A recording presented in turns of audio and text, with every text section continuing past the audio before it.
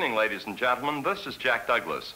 Tonight's one of the most beautiful, colorful, and fastest-moving 30-minute tours of America we've yet presented on our series.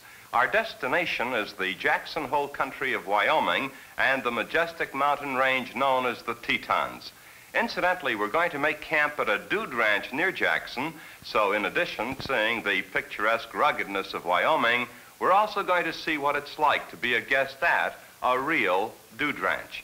This is your armchair vacation, and mine too, a Prairie Paradise. This is how you dreamed it would be like, the Jackson Hole country of Wyoming. And this is how the travel brochures try to illustrate and describe Jackson Hole. And usually travel brochures are way off base. Things are never quite as they look in those lovely color photographs. But in this case, not even fancy travel brochures can do justice to one of the loveliest jewels in nature's kingdom.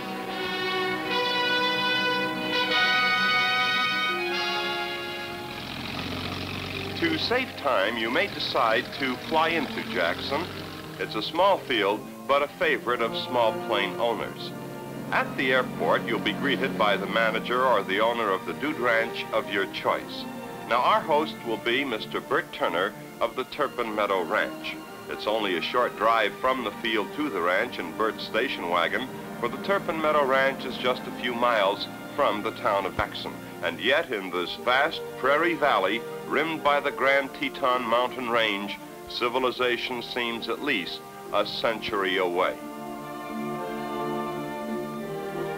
Your accommodations at Turpin Meadow will be small but comfortable family-style cabins, such as this one being shared by Mrs. Marge Talt and her two 6-year-old sons.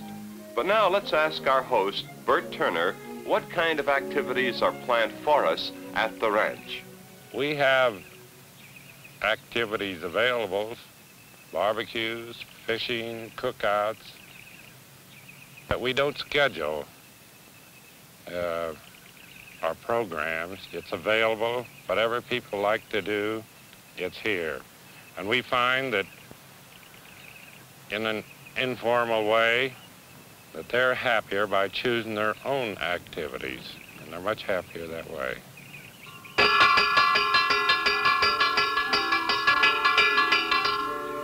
When you hear the chow call, the smartest thing you can do at a dude ranch is to get there as fast as you can, and don't be a show-off holding the door and letting the others pass, because at a ranch, the last one in is the last one fed.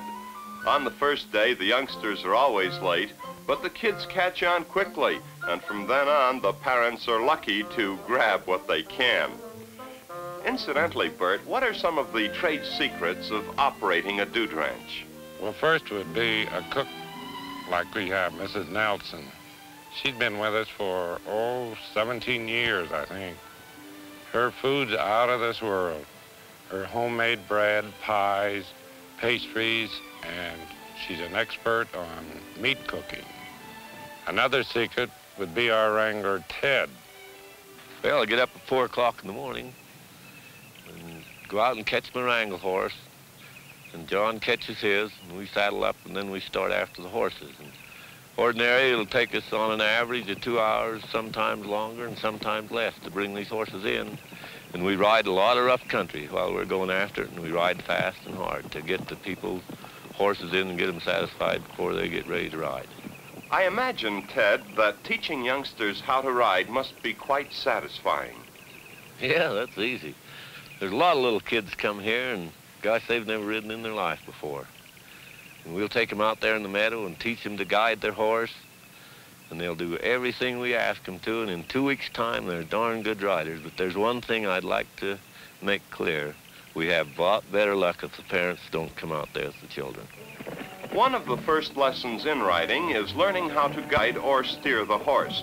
Now here Ted plants a few willow sticks in the meadow so that the youngsters can guide their horses to the left and right of the sticks. Watch these cuties.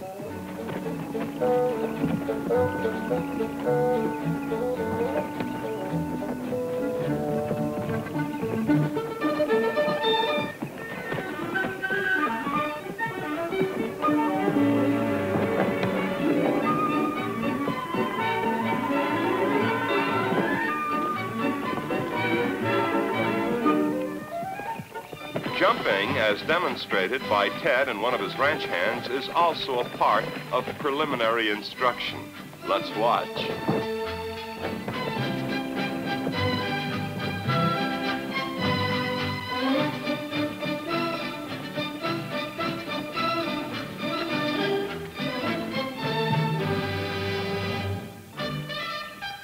Well, this bright lad finally figures out the perfect solution.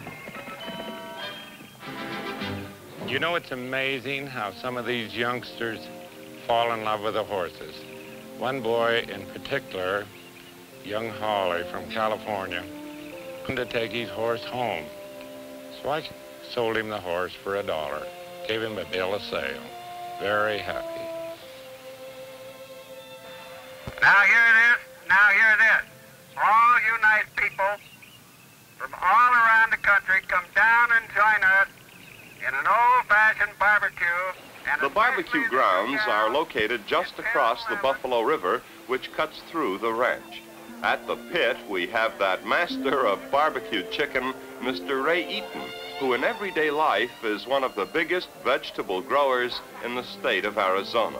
But here at the ranch, he's just another dude having fun and hoping that the other guests enjoy his barbecue. Well, they enjoy it all right, and afterwards they'll gather around a huge campfire, not singing or whooping it up, just some amiable chatter with the folks from Ohio or New York or Louisiana, and then back at the ranch, perhaps an outdoor home movie with Bert Turner describing the film.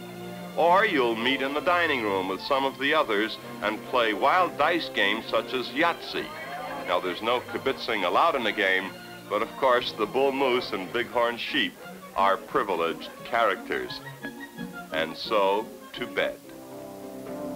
These young ladies have waited for this morning for a full week, a cookout in the high country.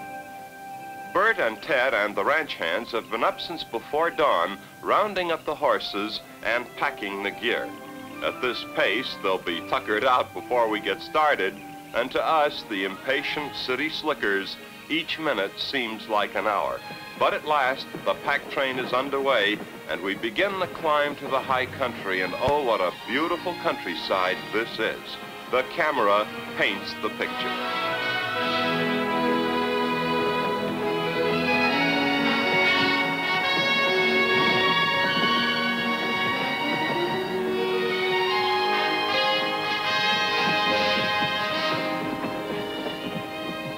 Meantime, a cowboy has gone on ahead to prepare the fires for the cookout. And after that magnificent ride up, the cookout is anticlimactic. Well, almost. Somehow we managed to eat 6 or 7 hamburgers apiece, and then about an hour before dusk, we leave the high country and return to the ranch. And say, if you like to fish, they have some dandy rivers and streams up here, and you'll cast for cutthroat trout and whitefish. The fisherman, by the way, is our old barbecuing friend, Ray Eaton. Meanwhile, back at the ranch, as they say, Ray's optimistic wife prepares to smoke the fish. Now, the smoker is an old refrigerator, but it serves the purpose nicely. The fish are thoroughly rubbed with salt and brown sugar, there's a combination, marinated overnight, and then smoked for 8 to 10 hours. Well, we've met the Eatons of Arizona. Now let's meet several others. Pat Glassett, an English girl, wrote to the ranch asking for a job. Hi. I suppose you're wondering what a girl from London is doing out here in Wyoming. Well, ever since I was 12, I saw pictures of Jackson Hole and Wyoming and wanted to come. And now, when I've got here, it's much more beautiful than I ever expected. And here's an annual guest at the Turpin Meadow, Mr. Al Doms of Mission, Kansas. Well, we've been traveling out in the mountains for a good many years, and finally find a place such as this where we have come in the last 3 years.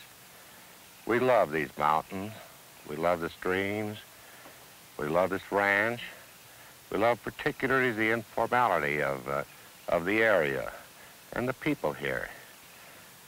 Mornings we can do whatever we wish. We have freedom to ride or fish, or, as Mrs. Doms often says fishing always involves scenic spots.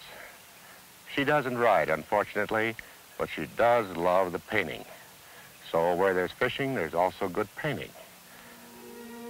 The Teton Art Association of Jackson Hole has no direct affiliation with the ranch.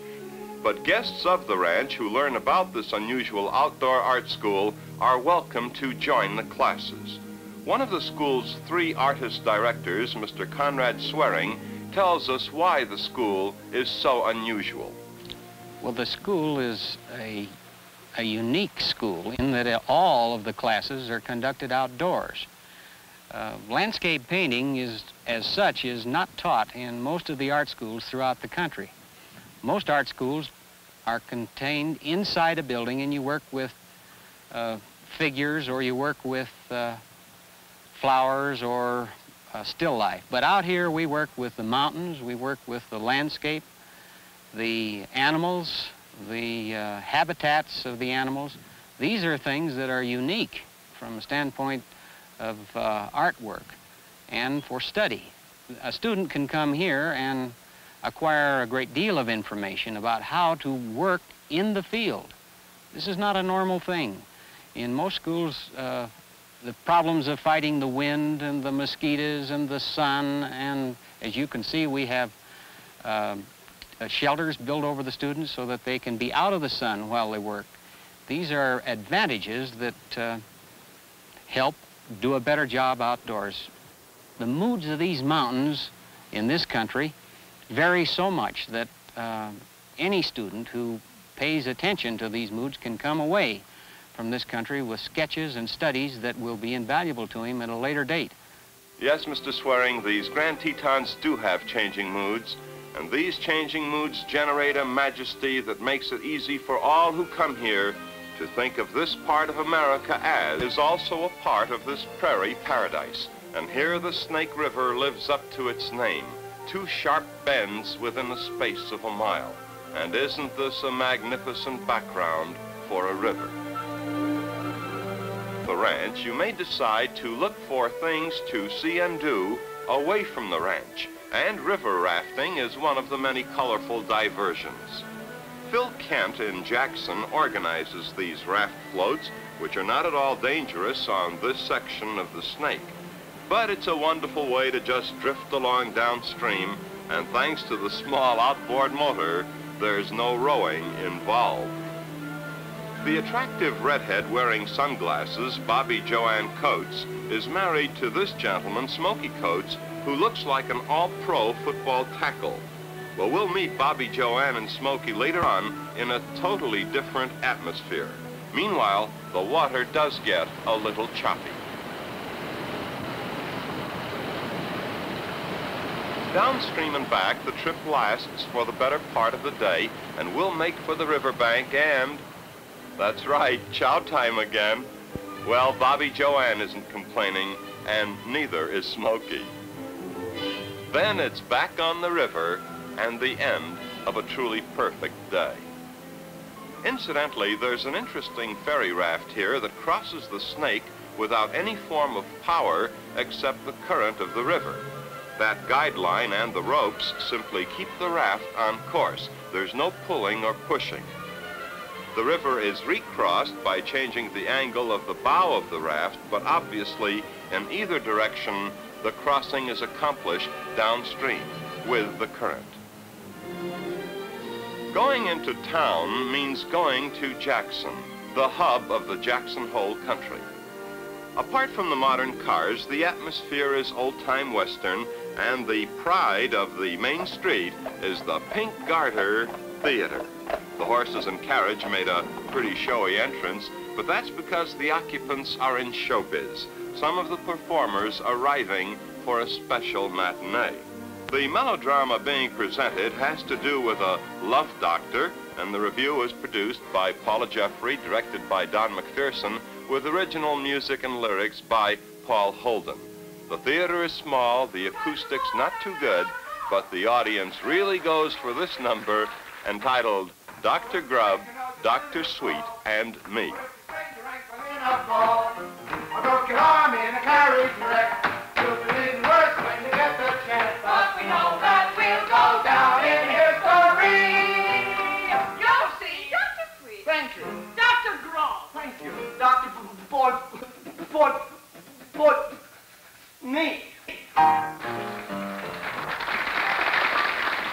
This silent slow motion sketch depicts two nurses who haven't yet learned the best of bedside manners. Shades of Dr. Kildare.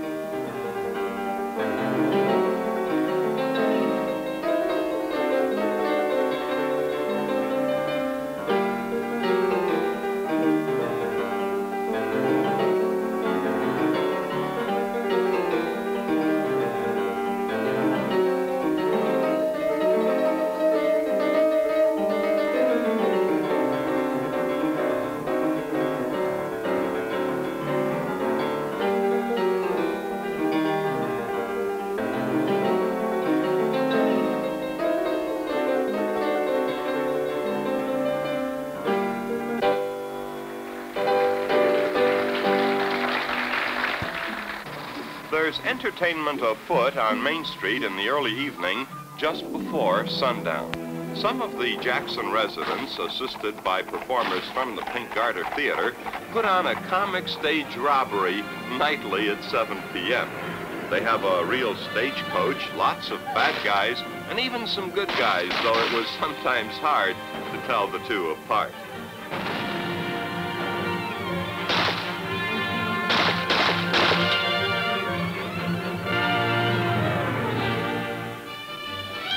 An hour after the street show, Jackson puts on a surprising show of sparkle, and you can celebrate the fall of the bad guys at a dozen different entertainment palaces. And remember our raft friend Smokey and his wife Bobby Joanne? Well, now look. Everybody do the twist. Actually, he's doing the twist, but you just can't see nothing happening. On my cabin road, here I go singing low. Bye, bye, blackbird. Where somebody went for me, sugar sweet, and so is she. Bye, bye, blackbird. No one here can love and understand me. Oh, what hard stories they all have me. I make my bed and light the light. I'll ride late tonight. Blackbird, bye, bye. Blackbird, bye, bye.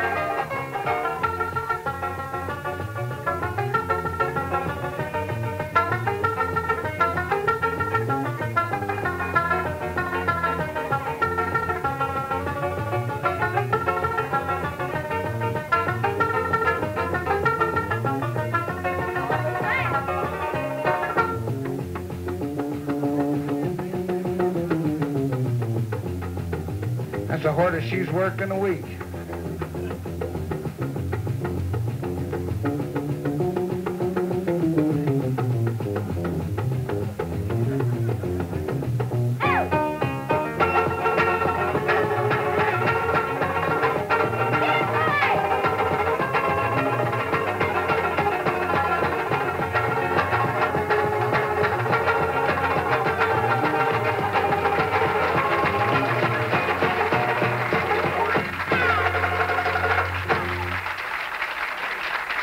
Thank you. Ooh, thank you so much. A lot of work for a fat man. The Triangle X is another of the valley's fine dude ranches, and just look at those Grand Tetons in the background. This raven named Satan is the pet of the Triangle X, and he presides over the weekly square dances for which the ranch is well known. We asked Mr. Mapes, the father of the owner of the Triangle X, to tell us about square dancing in the good old days. Well, years ago, they didn't keep the roads open, and we used to have a square dance up country here, usually once a week.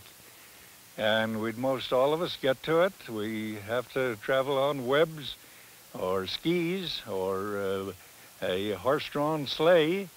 And we used to dance usually all night long because it was too doggone cold to go home. And at sunrise or at daybreak, why, we'd have breakfast and then go home and do the chores and then sleep the rest of the day. We used to have a lot of fun here in the winter. At nightfall, all is still, but not at the Triangle X.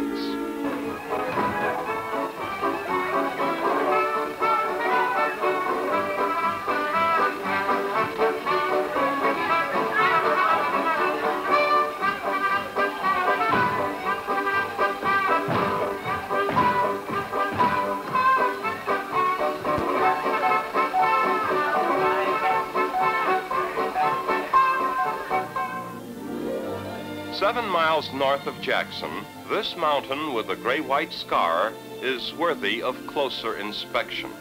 This is Gros Ventre, scene of one of the biggest earth slides in America's recorded history. In a matter of minutes, in June of 1925, part of the mountain collapsed. Some 50 million cubic yards of earth and rock cascaded into the valley and in the process dammed the Gros Ventre River, a tributary of the Snake. Now, the backed up waters of the small river created what is now known as Slide Lake, and 2 years later, part of the dam formed by the slide gave way and the torrential waters swept through the canyon, destroying life and property and wiping out the town of Kelly. Well, almost. This one building survived the flood. Once a church, it is today used as a post office for the valley, and it's still the only building in the solitary town of Kelly, Wyoming. Almost by instinct, most vacationers to this Prairie Paradise pay at least one visit to the tiny chapel of the Transfiguration.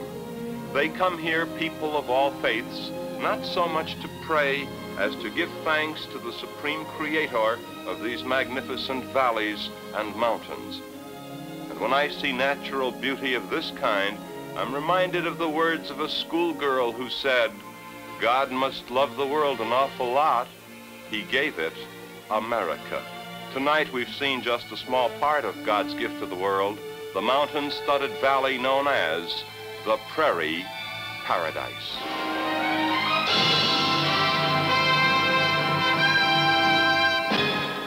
Tells me that we have just a few moments for America Extra, so here we go. Legend City in Phoenix, Arizona is a relatively new and fascinating entertainment park with a variety of attractions. There are, of course, the usual sky trams and coaster rides, but as you can see from these aerial views, Legend City has much more to offer.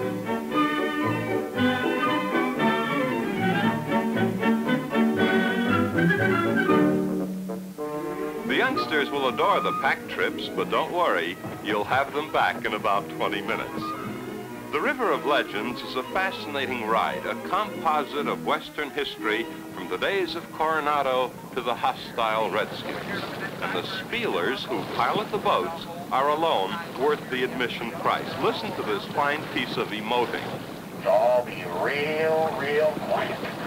Oh, dear me, what's that strange sound? Oh, to my right over there! Watch out! And straight ahead, folks. 1, 2, 3 is going out of the bend. There's Indians on our right over here. We're going to be caught up in the crossfire now. Everyone, please, get down. Would you kids, please, get down. Watch out! Oh, but straight ahead, look at Pete Fernandez. He's painfully struggling, trying to get that arrow out of his chest. Look at him, dear me. Ladies, get down, too. And straight ahead, that is strange-looking rock formation. The slightest sound might cause us some problems now. Shh! Watch out! No! Oh. This magnificent train cost $85,000 and, but oh my, there's dirty work afoot. It's a real old-fashioned train holdup. Fortunately, the good guys are on the job.